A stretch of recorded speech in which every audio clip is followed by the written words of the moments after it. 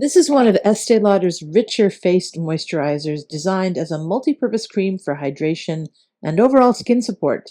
It's been a staple in my collection for years, but this particular formulation only released in 2022.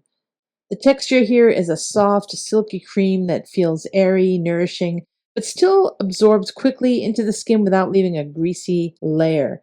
It melts in easily, so it works both as a night cream or during the day under makeup.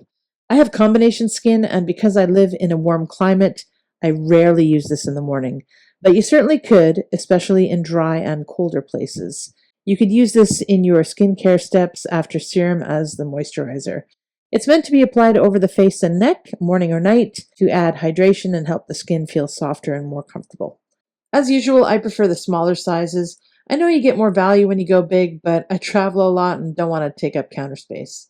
One thing to know here is that the cream does contain fragrance, which means some people will not enjoy it as much as others, especially if they have sensitive skin. Fortunately for me, though, no issues there. This is a beautiful, classic department store caliber moisturizer. It's smooth, rich, hydrating, skin conditioning, and I recommend.